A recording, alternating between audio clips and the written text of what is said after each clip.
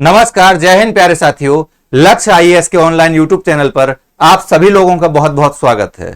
और जैसा कि आप जानते हैं कि इस क्लास के अंतर्गत हम आपकी उत्तर लेखन कला को इंप्रूव कराने का काम करते हैं। जो लोग कभी लिखे भी नहीं है, जिन्होंने कभी पेन तक नहीं उठाया है लिखने के नाम पर आंसर राइटिंग, उन सभी लोगों को यह विश्वास करना चाहिए कि वो अच्छा आंसर लिख सकते हैं। लेकिन एक अच्छा आंसर लिखने की कुछ शर्तें होती हैं। ये शर्तें वही हैं कि आपने कितना प्रैक्टिस की हुई है, क्या आपके पास नॉलेज के साथ साथ सिस्टमैटिक ड्राफ्टिंग करने का एक अच्छा तरीका है। अगर है तब आप निश्चित रूप से एक अच्छा आंसर लिख सकते हैं। और इस क्लास में जिन लोगों ने पिछले 4-5 वीडियो देखे हुए हैं, स्वाभाविक रूप से उनमें इंप्रूवमेंट हुआ होगा। और आप सभी लोग अपनी बात को यूट्यूब पर कमेंट के माध्यम से बता सकते हैं अगर आपको कुछ वास्तव में बेनिफिट हो रहा है तो। वैसे लिखने का काम तो सभी लोग कर ही रहे होंगे। तो बढ़ते हैं आज की क्लास में।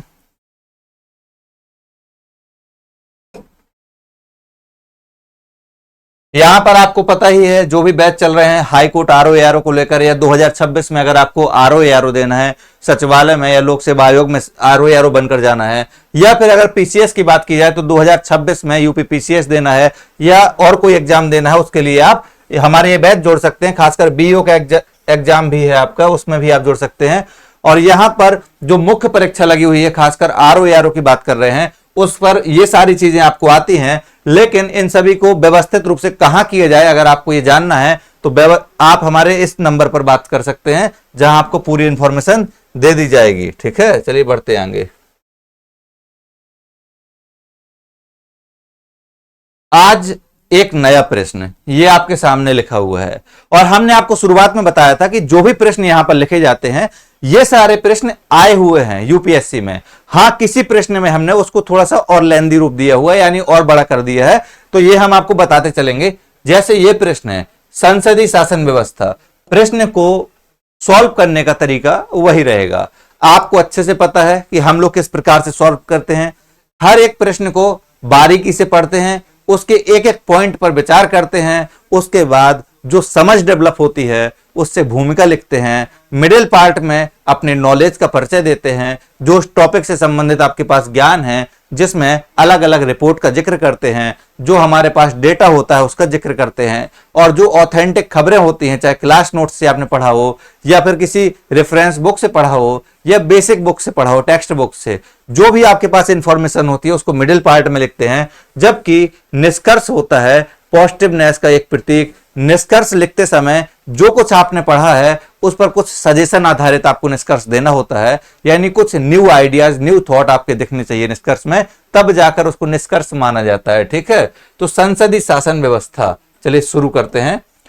एक एक शब्द को पढ़ना है। पहला शब्द आ गया संसदीय शासन व्यवस्था। इस मेथड को कहा जाता है पोस्टमार्टम मेथड, यानी कि हम कोई भी चीज अगर पढ़ेंगे तो सबसे पहले उसके टुकड़ों में बांटेंगे। संसदीय शासन व्यवस्था, इसके बाद लिखा हुआ है आप क्या समझते हैं, यानी पहला प्रश्न आपसे यहीं पर कर दिया गया है कि आप संसदीय शासन व्यवस्था से क्या समझते हैं। आपको पता होगा, आप संविधान यानी राज्य व्यवस्था जब अध्ययन करते हैं, संविधान और राज्य व्यवस्था, जो कि पेपर 2 में आता है, जब उसका आप अध्ययन करते हैं तो आपको बताया जाता है कि हमने जिस संसदीय शासन प्रणाली को अपनाया है उसकी कुछ विशेषताएं भी हैं, और हमने ये प्रणाली किस देश से अपनाई हुई है, ब्रिटेन से प्रेरित होकर अपनाई हुई है। तो हमारी इस प्रणाली के बारे में पूछा गया है कि संसदीय शासन व्यवस्था से आप क्या समझते हैं। यहां बिल्कुल ये नहीं पूछा गया है कि आप क्या समझते हैं का मतलब आपके क्या राय हैं। यहां पर स्पष्ट रूप से यही पूछा गया है कि संसदीय शासन व्यवस्था क्या होती है, यहां पर आप बता दीजिए। इसके बाद देखते हैं आगे क्या पूछा। भारतीय संसदीय शासन व्यवस्था की विशेषताओं का वर्णन कीजिए। तो सबसे पहले हम लोग यहां देखते हैं कि करना क्या है। यहां वर्णन करना है। वर्णन यानी इंग्लिश में कहते हैं डिस्क्राइब। डिस्क्राइब का मतलब होता है कि जो प्रश्न, हमने आपको याद होगा बताया था कि जब आप कोई भी प्रश्न पढ़ेंगे उसमें जो पुछल्ले शब्द होते हैं, यानी जो टेल वर्ड हैं, ये पीछे जो लिखे हुए हैं, वर्णन कीजिए, व्याख्या कीजिए, आलोचना कीजिए, समीक्षा कीजिए, समालोचना कीजिए, जो ये टेल वर्ड होते हैं इनकी बात यहां पर की जा रही है। और ये शब्द इतने प्रभावकारी होते हैं जो आपको बताते हैं कि अल्टीमेट आपको करना क्या है। समझ में आ रहा है।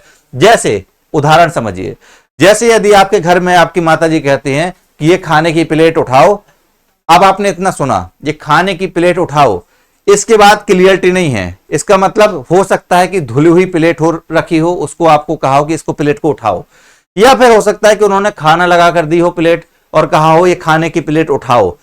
हो सकता है कि वो आपके खाने के लिए हो, या हो सकता है किसी और को देने के लिए हो। यानी यहां पर क्लियरिटी नहीं है। कब तक क्लियरिटी नहीं है? जब तक अंतिम शब्द उनका स्पष्ट नहीं है। उन्होंने कहा कि ये खाने की प्लेट उठाओ और देकर आओ, यानी कि अब आप उसको नहीं खा सकते हैं, वो आपको किसे देने जानी है। समझ में आ रहा है? किसी को क्या करना है? उसको देना है। तो यानी कि जो टेल वर्ड होते हैं ये मुख्य आत्मा होते हैं। किसी भी प्रश्न की कोई कहे आत्मा क्या है, तो कहना प्रश्न की मूल आत्मा है यहां पर जो टेल वर्ड है। क्योंकि जब आपकी समझ इन शब्द के प्रति हो जाएगी, किसी एक क्लास में हम प्रॉपर इनके बारे में बता देंगे। हालांकि अभी जो शब्द आते जा रहे हैं उनको सुन लीजिए। जैसे यदि आपसे पूछा जाए कि प्रकाश डालिए, यहां पर पूछा जाता संसदीय शासन व्यवस्था पर प्रकाश डालिए, या यहां पर पूछा गया संसदीय शासन व्यवस्था से आप क्या समझते हैं, भारतीय संसदीय शासन व्यवस्था की विशेषताओं का वर्णन कीजिए या व्याख्या कीजिए। ये शब्द लगभग लगभग सिमिलर हैं। इनका मतलब होता है कि इस मुद्दे पर आपकी जो समझ है उसको स्पष्ट रूप से लिख दीजिए। बस यही आपसे जानना चाह रहा है। यही होता आलोचना कीजिए। तो आप संसदीय शासन व्यवस्था की विशेषताएं तो लिखते, लेकिन साथ में उसके कुछ नेगेटिव इंपैक्ट भी लिखते, आलोचना भी करते कि हमने ये प्रणाली ब्रिटेन से ली हुई है, तो हम ये भी कहीं ना कहीं लगता है कि हमारी अपनी प्रणाली नहीं है, उधार से ली हुई प्रणाली है। आप कुछ भी लिख सकते थे, लेकिन फिर कहा था समालोचना कीजिए, तो आप आलोचना भी करते, उसमें पॉजिटिविटी लाते कि हमने भले ही ये प्रणाली ब्रिटेन से ली हुई है, लेकिन सच बात यह है कि इस प्रणाली को हमने अपने देश की व्यवस्थाओं के अनुरूप, अपने देश की डायवर्सिटी के अनुरूप, अपने देश की भौगोलिक स्थिति के अनुरूप अपनाया हुआ है। तभी तो हमारे यहाँ गणतंत्रात्मक व्यवस्था है, यानी राष्ट्रपति जैसे महत्वपूर्ण पद पर कोई व्यक्ति जो बैठता है वो निर्वाचित होता है, जबकि ब्रिटेन में इस व्यवस्था को नहीं अपनाया गया है। तो ये सारी क्रिएटिविटी आपके अंदर होनी चाहिए। इसी एक टॉपिक को हर व्यक्ति ने पढ़ा है, जिसने प्री क्वालिफाई किया है या नहीं भी किया है, सभी ने संसदीय शासन व्यवस्था को पढ़ा हुआ है। लेकिन इस विषय पर लिख अच्छा कौन पाएगा? वही लिख पाएगा जिसने इस टॉपिक पर अंडरस्टैंडिंग डेवलप की है और साथ में इन शब्दों के मायने समझे हुए हैं। जैसे अगर हमको लिखना है तो हम क्या लिखेंगे? प्रस्तावना।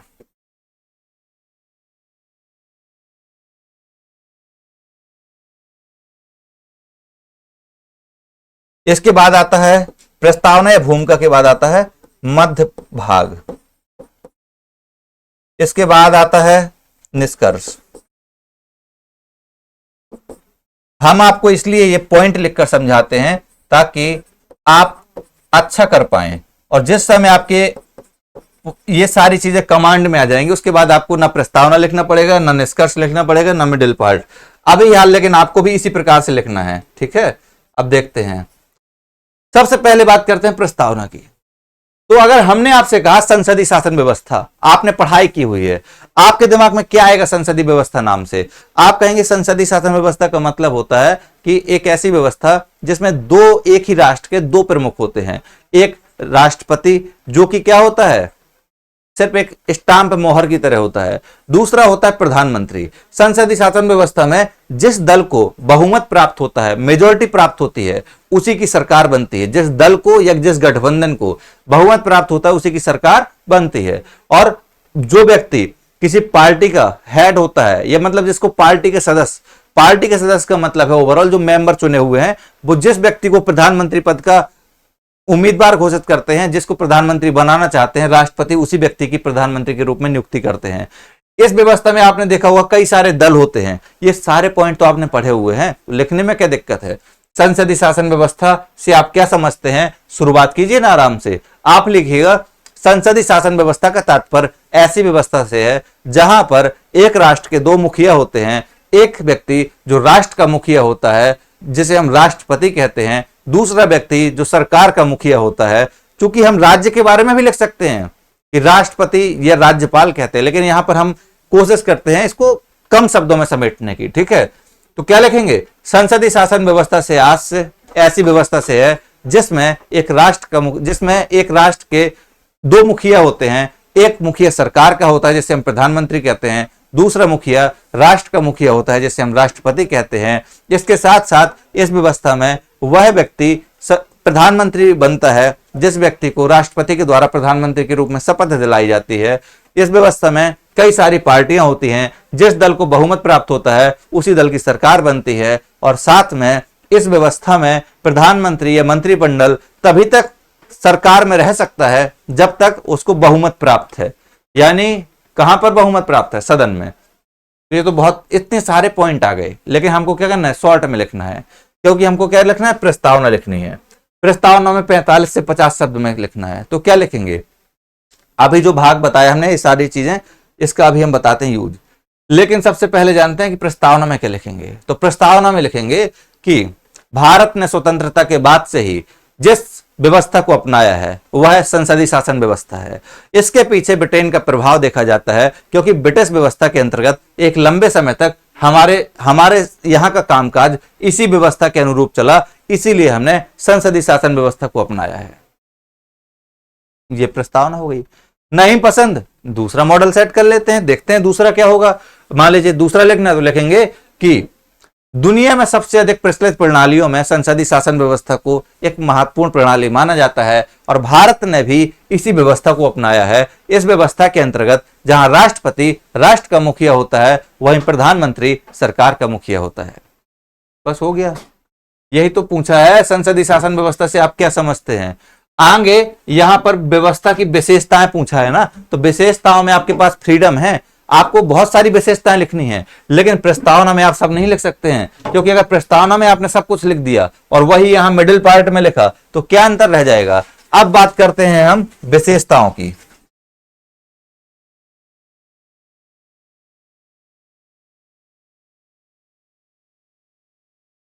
तो हमने आपको बताया था कि मिडिल पार्ट लिखने के कई तरीके होते हैं, ये तो हमने आपको बताया था, और आप चाहें जिस तरीके को अच्छा समझे उस तरीके से लिख सकते हैं, लेकिन अकॉर्डिंग टू डिमांड करना है। जिस प्रकार की मांग की जाएगी प्रश्न में, उसी प्रकार के आपको विशेषताएं या उसी प्रकार का आपको यहां ड्राफ्ट तैयार करना है। और हमारा उद्देश्य यही है कि आपकी ड्राफ्टिंग बहुत तगड़ी करा दें। किसी दिन निबंध को लेकर भी बता देंगे कि ड्राफ्टिंग कैसे की जाती है। समझ में आया? तो विशेषताओं की अगर हम बात करें तो चलिए पहला मेथड हम लिखते हैं, विशेषताएं। तो पहला तरीका क्या है? प्रस्तावना आपने लिखी। प्रस्तावना में हमने क्या लिखा?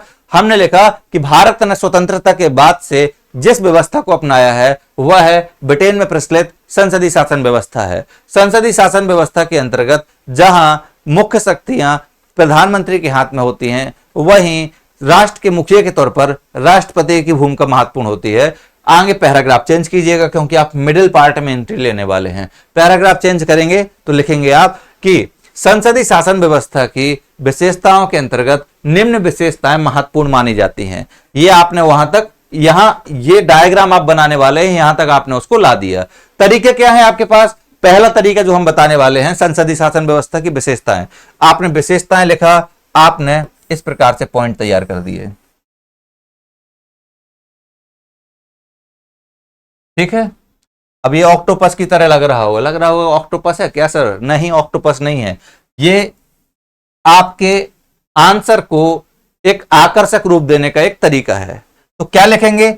आपको ये तो बता ही दिया है कि लिखना क्या है। तो संसदीय शासन व्यवस्था की विशेषताओं में क्या आपने देखा? यहां पर आप देखेंगे कि दो मुखिया होते हैं, दो मुखिया। आपको पता है कि संसदीय शासन व्यवस्था में एक व्यक्ति, जिसको हम राष्ट्रपति कहते हैं, वो राष्ट्र का मुखिया होता है। पूरे राष्ट्र का क्या होता है? मुखिया। यानी हमारे देश का प्रथम नागरिक कौन है? राष्ट्रपति। राष्ट्र के अंदर जो भी फैसले लिए जाएंगे, महत्वपूर्ण फैसले, चाहे इंटरनेशनल स्तर पर भारत का कोई भी एग्रीमेंट किसी के साथ होगा, साइन वहां पर राष्ट्रपति महोदय के होंगे। तो राष्ट्रपति के नाम पर ही सब कुछ होगा, इसलिए यहां पर दो मुखिया होते हैं। और दो मुखिया, एक प्रधानमंत्री जो कि सरकार का मुखिया है, दूसरा राष्ट्र का मुखिया जैसे हम राष्ट्रपति कहते हैं। ये पहला पॉइंट हो गया। दूसरा पॉइंट क्या लिखेंगे? कि जिस बहुमत प्राप्त दल को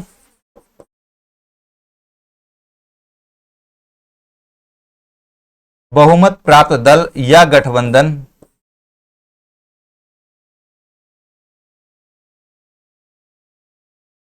का जो मुखिया होगा उसी को राष्ट्रपति प्रधानमंत्री के रूप में शपथ दिलाएगा, नियुक्त करेगा। आपको पता होगा कि प्रधानमंत्री की नियुक्ति की जाती है। ये भी प्रश्न कुछ लोगों को नहीं पता रहता, वो सोचते ही नहीं हमने प्रधानमंत्री को चुना हुआ है। प्रधानमंत्री की नियुक्ति होती है। आप सिर्फ क्या करते हैं, आप सिर्फ अपने यहाँ के सांसदों को चुनते हैं और उसी संसद दल का जो नेता होता है, मुखिया होता है, उसी को प्रधानमंत्री के रूप में नियुक्ति की जाती है। किसके द्वारा? राष्ट्रपति के द्वारा। ये सारी बातें आप पढ़ते हैं, लेकिन इसको यहां नहीं लिखना है। आपने सिर्फ ये पॉइंट लिख दिया कि बहुमत प्राप्त दल या गठबंधन, जैसे इस समय आप देखते हैं तो एनडीए की सरकार है। एनडीए क्या है? एक गठबंधन है। इस गठबंधन में कई सारी पार्टियां हैं, कई सारे राजनीतिक दल हैं। कारण क्या है कि भारतीय जनता पार्टी को पूर्ण बहुमत नहीं मिला हुआ था और सरकार बनाने के लिए आपको पता है कि आधे से अधिक सीटें चाहिए होती हैं। अब नहीं मिला तो क्या करें? गठबंधन करके सरकार बनाएंगे। इतना तो समय नहीं है कि दोबारा पूरे देश में इलेक्शन कराया जाए, और ना ही लोग इतने फ्री हैं कि हर दिन वोट देने के लिए जाया करें। ठीक है, ये समझ में आ गया? तो दूसरा पॉइंट आपको ये मिल गया। इसके अलावा और क्या लिखेंगे आप? इसके अलावा आपको पता है कि उत्तरदायी सरकार होती है।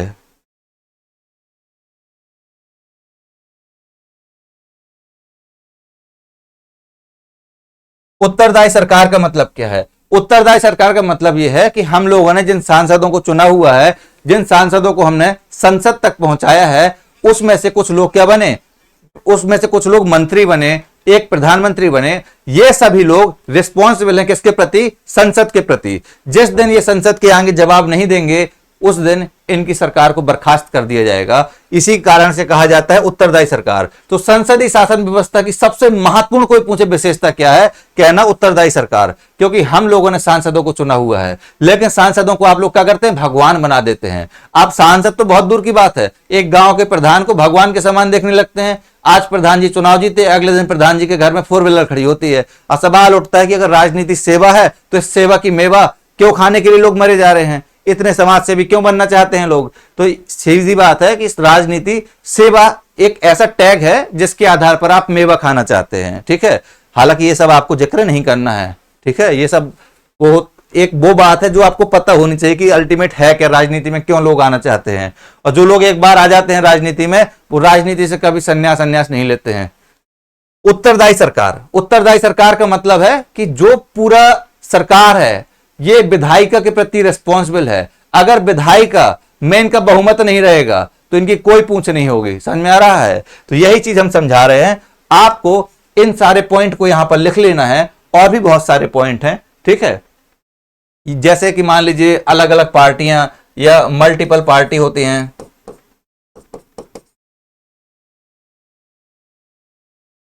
ठीक, तो इस प्रकार से जब आप ड्राफ्टिंग कर लेते हैं तो आपका आंसर आपको समझ में आ जाता है कि हमें लिखना क्या है। आपके पास पॉइंट होते हैं और चेक करने वाला एग्जामिनर ये पढ़ेगा, इसको देखेगा, इसके बाद आपके नंबर दे देता है। उसको समझ में आ जाता है कि नहीं, इसके पास पूरी समझ है इस टॉपिक की। इसके बाद आप क्या कर सकते हैं? आपने इतना ड्राफ्ट बना दिया, उसके बाद इन्हीं पॉइंट को आप लिख दीजिए। आप सीधे लिखेंगे 2 मुखिया। आगे लिखिएगा कि संसदीय शासन व्यवस्था में जहां प्रधानमंत्री सरकार के मुखिया होते हैं, वहीं राष्ट्रपति राष्ट्र के मुखिया होते हैं। दूसरा पॉइंट लिखा बहुमत प्राप्त दल या गठबंधन का शासन। तो आप लिखेंगे कि चुनाव के बाद जिस दल को या जिस गठबंधन को बहुमत प्राप्त होता है, उसी के मुखिया को प्रधानमंत्री के रूप में राष्ट्रपति के द्वारा नियुक्त किया जाता है। तीसरा पॉइंट लिखेंगे उत्तरदायी सरकार। आगे डैश लगाकर लिख दीजिएगा संसदीय शासन व्यवस्था की सबसे महत्वपूर्ण विशेषता उत्तरदायी सरकार है, क्योंकि सरकार तभी ही कार्य कर सकती है या सत्ता में रह सकती है जब तक उसको बहुमत प्राप्त है। मल्टीपल पार्टियां, यानी इस व्यवस्था में बहुत सारी पार्टियां पाई जाती हैं जो इलेक्शन के माध्यम से अपने प्रतिनिधि को रिप्रेजेंट करती हैं। ठीक है, इतना आपको कर लेना है बस। एक मेथड ये हो गया। विशेषताएं तो यही रहेंगी, वो तो बदलने से नहीं वाली। तो आप आगे क्या ऐड कर सकते हैं? आप ये ऐड कर सकते हैं दूसरा तरीका। एक तरीका तो ये हो गया।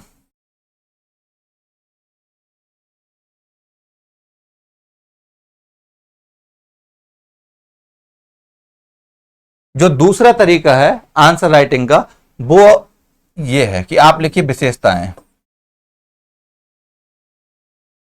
और विशेषताओं के बाद इस प्रकार से सीधे फ्रेमिंग कीजिए।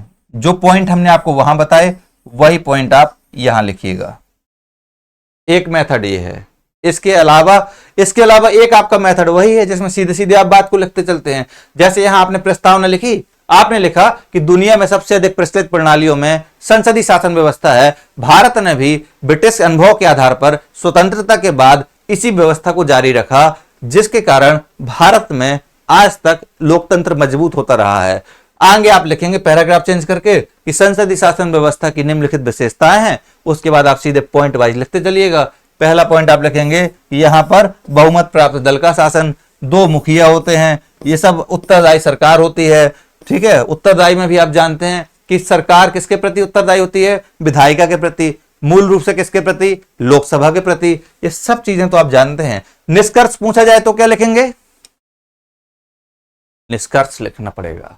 निष्कर्ष में क्या लिखेंगे, आपको पता है कि 2 प्रकार की व्यवस्थाएं हैं, या तो संसदीय शासन व्यवस्था, दूसरी है जिसको हम कहते हैं अध्यक्षात्मक शासन व्यवस्था, जो कि अमेरिका में प्रचलित है। तो आप लिखेंगे कि भारत ने स्वतंत्रता के बाद संसदीय शासन व्यवस्था को अपनाया है, लेकिन बहुत से राजनीतिकविद या राजनीति विज्ञान के जानकार हमेशा इस बात के पक्ष में रहे हैं कि भारत को भी अब रुख अध्यक्षात्मक शासन व्यवस्था की ओर कर लेना चाहिए, क्योंकि संसदीय शासन व्यवस्था में निर्णय लेने की प्रक्रिया सुस्त होती है। हालांकि भारतीय परिस्थितियों के अनुरूप अपनाई गई संसदीय शासन व्यवस्था किसी भी अन्य व्यवस्था से कहीं अधिक बेहतर है, क्योंकि हमारे पास इसके बृहद अनुभव हैं। लास्ट में सकारात्मक कर देना है आपको, समझ में आ रहा है। निष्कर्ष में आपको सबकी बात कहनी है, उनकी भी कहनी है कि भाई क्यों सही नहीं है ये व्यवस्था, और साथ में आपको लास्ट में ये भी बता देना है कि इससे अच्छी तो कोई व्यवस्था है ही नहीं, क्योंकि दुनिया में ऐसी कोई भी व्यवस्था नहीं है जिसमें खामियां ना हो, लेकिन दुनिया की ऐसी कोई व्यवस्था नहीं है जिसमें खूबियां ना हो। अगर आप उन खूबियों को खोज पाएंगे, बेहतर बना पाएंगे, तो वो व्यवस्था अच्छी हो जाएगी। अमेरिका की व्यवस्था अमेरिका के लिए अच्छी है और भारत की व्यवस्था भारत के लिए अच्छी है। इसीलिए यूं ही किसी व्यवस्था को, दूर बैठी हुई चीज को अच्छा मत कहा कीजिए, समझ में आ रहा है। अमेरिका की व्यवस्था में भी खामियां हैं, वहां का राष्ट्रपति पार्लियामेंट के प्रति रिस्पॉन्सिबल नहीं है। जिस व्यक्ति को चाहेगा उस व्यक्ति को अपने मंत्रिमंडल में शामिल कर सकता है। इसके लिए कोई आवश्यकता नहीं है चुनाव जीतने की। हमारे देश में तो कम से कम वही लोग सत्ता में होते हैं जिनको हम लोग चुनकर भेजते हैं। ठीक है, चलिए अगला पॉइंट देखते हैं।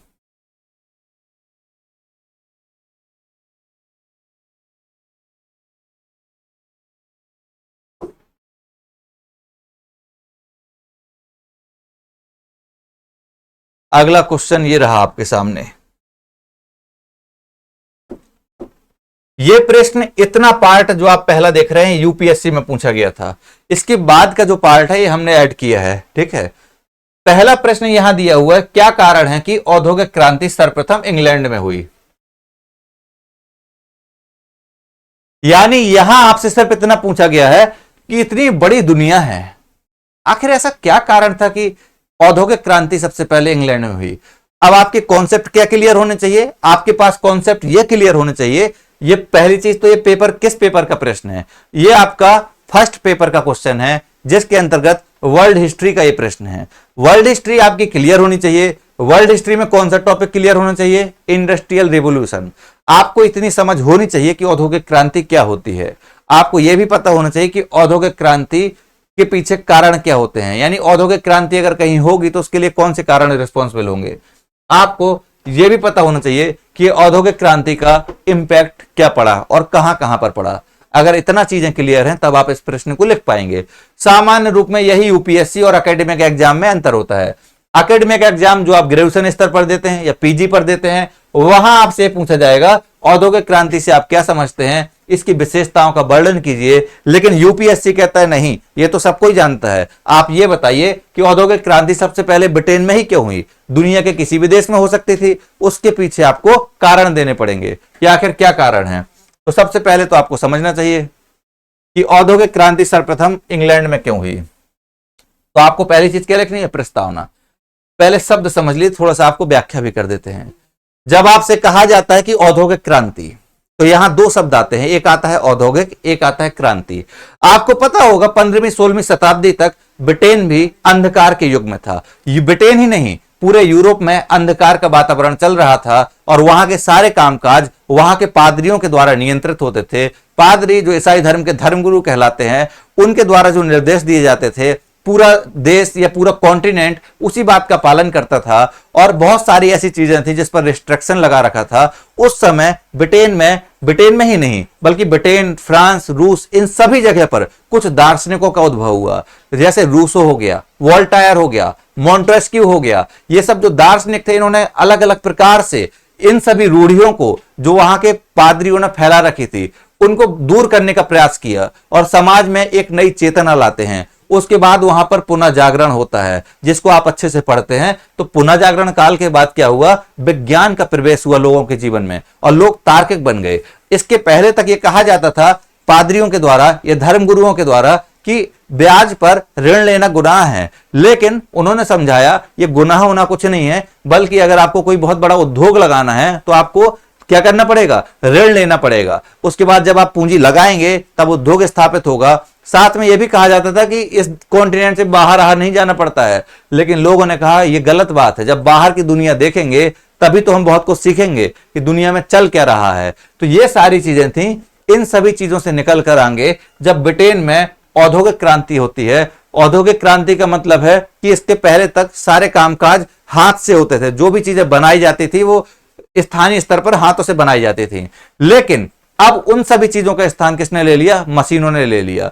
मशीन के आने से क्या हुआ, वर्तमान में आप सोचिए कि अगर आप सिलाई बुनाई का काम करते हैं या आप टोकरी बनाने का काम करते हैं या आप दोना पत्तल बनाने का काम करते हैं तो आप 5 मिनट के अंदर एक पीस तैयार कर पाएंगे। मशीन से क्या हुआ, मशीन में 5 मिनट के अंदर 500 से अधिक चीजें तैयार हो रही हैं। और इतना ही नहीं, आपके हाथ से हो सकता है बनाते समय कहीं कमी रह जाए, लेकिन जब आप चीज मशीन से बनाते हैं तो उसमें कोई कमी नहीं रह जाती है, एकदम परफेक्ट चीजें बनती हैं। तो इसी को कहा गया औद्योगिक क्रांति, यानी कि उत्पादन में जब मशीनों का बड़े पैमाने पर प्रयोग होने लगा उसी को कहा गया औद्योगिक क्रांति। तो यही तो पूछा है आपसे कि क्या कारण है सबसे पहले औद्योगिक क्रांति इंग्लैंड में हुई। तो आप ये बताइए कि अगर आपके पास जमीन नहीं है तो क्या आप उद्योग लगा पाएंगे, नहीं लगा पाएंगे। जमीन है मान लीजिए, लेकिन आपके पास तकनीक नहीं है, मशीन ही नहीं है, तो क्या उद्योग लगेगा, नहीं लगेगा।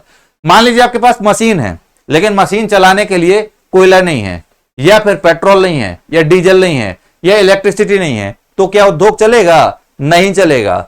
मान लीजिए मशीन है, डीजल कोयला पेट्रोल सब कुछ है, लेकिन कच्चा माल नहीं है। कच्चा माल का मतलब है जैसे आपको वस्त्र बनाने हैं तो कपास नहीं है, तब क्या उद्योग चलेगा, नहीं चलेगा। मान लीजिए कच्चा माल भी है आपके पास, अगर आपके पास कच्चा माल है और आप चीजें बनाते हैं तब भी आप ये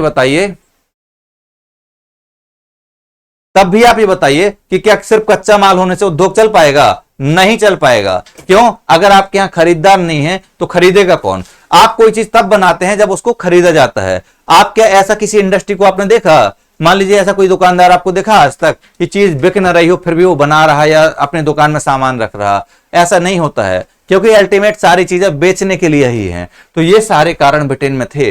ब्रिटेन की जलवायु भी अनुकूल थी, साथ में विज्ञान की प्रगति भी हुई, वहां नई नई खोजें हुई।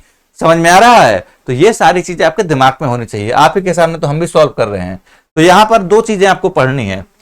औद्योगिक क्रांति सर्वप्रथम इंग्लैंड में क्यों हुई, तो हमने आपको अभी कारण बताया ना कि जितनी भी चीजें हमने आपको बताई ये सारी परिस्थितियां ब्रिटेन के लिए अनुकूल थीं। इसके अलावा और भी कारण हैं, जैसे ब्रिटेन में अगर कोई चीज नहीं थी तो ब्रिटेन के पास दुनिया का 2/3 हिस्सा था। 2/3 जमीन, कहा जाता था कि ब्रिटेन में कभी सूर्य नहीं डूबता है। क्यों, क्योंकि इतने बड़े हिस्से पर उसका कब्जा था। 2/3 धरती इसके कब्जे में है, उसको किस चीज की कमी होगी। तो 2/3 धरती कब्जे में होने का फायदा क्या था कि अगर कोई चीज नहीं है, कच्चा माल नहीं है, नील नहीं है, कपास नहीं है, कोई भी चीज नहीं है, तो वो हम उन देशों से लाएंगे अपने देश में। आसानी से मिल जाती थी क्योंकि मनमानी करते थे, बिना पैसे के लिए आते थे। इतना ही नहीं, जब चीज बन जाएगी तो बनी हुई चीज मशीन से सस्ती होती है। आपको अच्छे से पता होगा, जब कोई चीज मशीन से बनती है तो वो सस्ती होती है। जब सस्ती चीज आपको मिलेगी तो आप खरीदेंगे भी। तो सोचिए, ब्रिटेन के पास इतने बड़े उपनिवेश थे जहां से कच्चे माल यहां से ले जाया जाता ब्रिटेन, और वहां से बनी बनाई चीजों को इतने बड़े बाजारों में, श्रीलंका हो गया, भारत हो गया, सब जगह बेचता था। इससे बहुत अधिक मुनाफा हुआ, बड़ा मार्केट भी उसके पास मिल गया था। ये सारे कारण जिम्मेदार हैं और इसके प्रभाव आपको बताने हैं। तो यहां पर 2 चीजें पूछी हैं, एक तरफ तो आपसे कारण और दूसरी ओर प्रभाव। तो सबसे पहले तो प्रस्तावना लिखते हैं। प्रस्तावना लिखते हैं कि पुनर्जागरण के पश्चात हम देखते हैं यूरोप में विज्ञान का प्रवेश हुआ, जिस दरमियान हम देखते हैं कि अनेक प्रकार की खोजें हुई और उन्हीं खोजों के परिणाम स्वरूप बड़े पैमाने पर औद्योगिक क्रांति ब्रिटेन में दिखाई देती है या इंग्लैंड में दिखाई देती है। फिर ये तो प्रस्तावना हो गई, नहीं पसंद दूसरी लिखते हैं। लिखेंगे औद्योगिक क्रांति का तात्पर्य ऐसे परिवर्तनों से है जहां हाथ से निर्मित चीजों का स्थान मशीनों द्वारा बनाया जाने लगता है, या जिन चीजों को हाथ से बनाते थे उनका उत्पादन मशीनों के द्वारा किया जाने लगता है। इसी घटना को औद्योगिक क्रांति कहा गया। क्रांति इसलिए कहा गया क्योंकि इसका प्रभाव सिर्फ ब्रिटेन तक या यूरोप तक नहीं बल्कि दुनिया के बहुत बड़े हिस्से में हुआ, इसलिए इसको क्रांति कहा गया। यह आपकी प्रस्तावना हुई। और सुनना है प्रस्तावना तो और सुन लीजिए। आप लिखेंगे कि औद्योगिक क्रांति, आप लिखेंगे कि औद्योगिक क्रांति के कारण परिवर्तन सिर्फ इंग्लैंड में नहीं हुए बल्कि पूरी दुनिया में परिवर्तन हुए, और इस क्रांति के दौरान जो उत्पादन अब तक हाथों से किया जाता था श्रम के द्वारा, अब उसका स्थान मशीनों ने ले लिया। और ये आपकी प्रस्तावना है। अब आप लिखेंगे इंग्लैंड में क्यों हुई, मिडिल पार्ट। तो मिडिल पार्ट में दो चीजें लिखना है। सबसे पहली चीज तो है कि इंग्लैंड में क्यों हुई,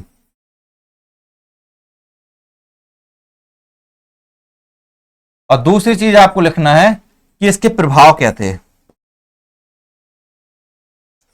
तो हमने तो आपको बताते समय बहुत सारे पॉइंट बता दिए, लेकिन उतने आप लिख नहीं पाएंगे। क्यों? क्योंकि यहां पर बड़ा लिमिटेड लिखना है। आपको 70-75 शब्द में यहां लिखना है, 70-75 शब्द में यहां लिखना है, तो कैसे इतना लिख पाएंगे। तो इंग्लैंड में सर्वप्रथम क्यों हुई, इसको भी आप बढ़िया तरीके से कैसे लिखेंगे, क्योंकि वहां पर क्या था।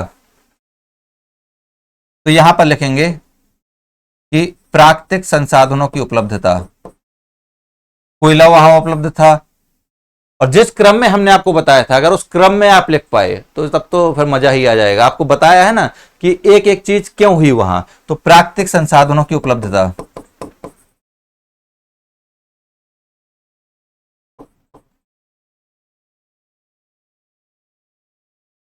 इसके अलावा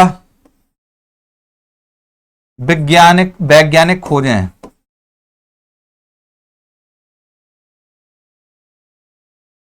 जैसे जेम्स वाट साहब ने जो इंजन बनाया हुआ था उसके बारे में भी आपको लिखना है। पावर लूम का आविष्कार भी हुआ उसके बारे में भी लिखना है। तो ये वैज्ञानिक खोजें हुई। इसके अलावा सामान्य सोच का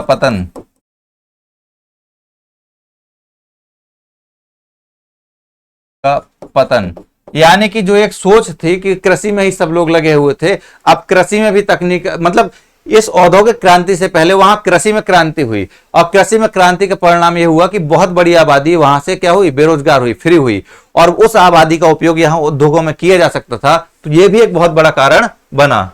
इसके अलावा तार्किक चिंतन का विकास,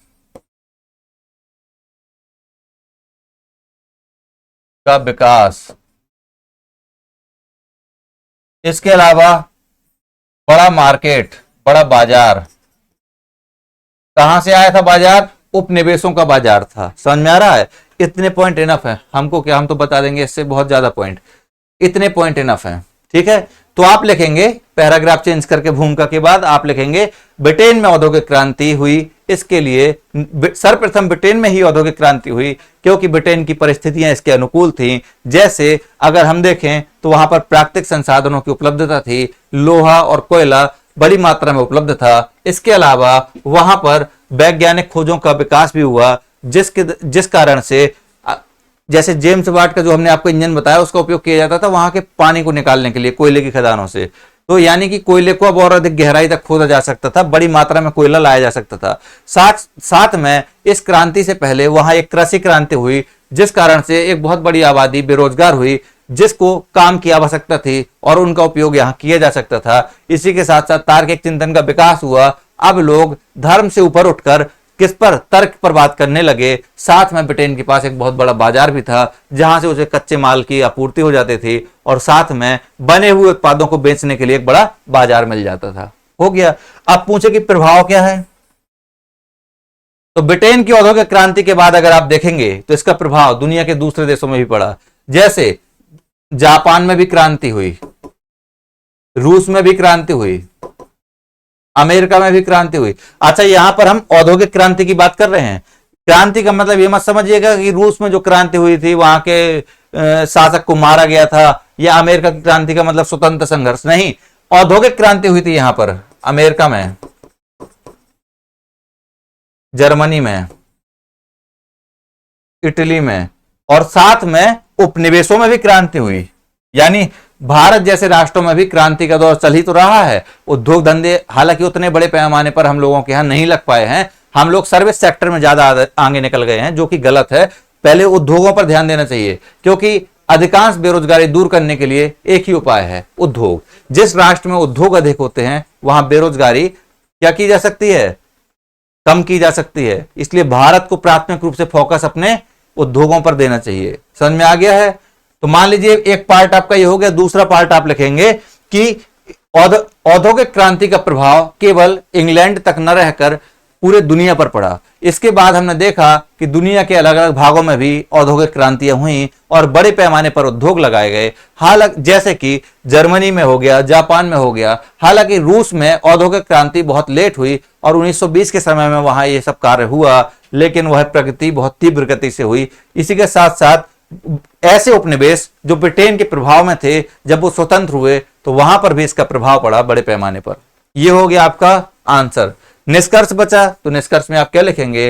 निष्कर्ष में आप लिखेंगे कि औद्योगिक क्रांति का प्रभाव बड़ा दूरदर्शी था और विश्वव्यापी था।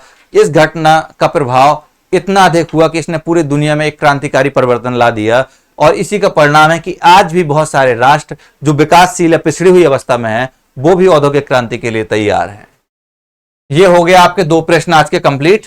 उम्मीद करते हैं कि आपको इस क्लास में समझ में आ रहा होगा, और जिस उद्देश्य से हम ये क्लास चला रहे हैं ये भी आपको समझ में आ रहा होगा। आपको सिर्फ एक काम करना है कि ये वीडियो लगातार देखने हैं, प्रॉपर देखने हैं, और साथ में जिस फ्रेम को हम तैयार कराते हैं इसी के आधार पर A4 साइज का पेपर लेकर बैठा कीजिए और उस पेपर में लिखावट किया कीजिए। इतना कर लीजिए, आपका काम हो जाएगा। और याद रखिए, कोई भी पेपर में आप लिखेंगे तो उसके लिए पेपर इस प्रकार का होता है, ये है। तो इस पेपर में पूरे में मत लिखा कीजिए, यहां से एक लाइन खींचा कीजिए और यहां से लाइन खींचा कीजिए, इतने बीच में अपने आंसर को लिखा कीजिए। ये प्रैक्टिस कंटिन्यू कीजिए, नीचे भी इतना छोड़ना है, तब जाकर आप एक अच्छे आंसर का लेखन कर पाएंगे। मिलते हैं अगली क्लास में। जो डाउट हुआ करे, नो डाउट कमेंट में आप तुरंत पूछिए, आपको बताया जाएगा। टीम पूरी लगी हुई है। बाकी जो समस्याएं हो उसको जरूर बताइएगा। मिलते हैं अगली क्लास में, तब तक के लिए धन्यवाद। जय हिंद, जय भारत।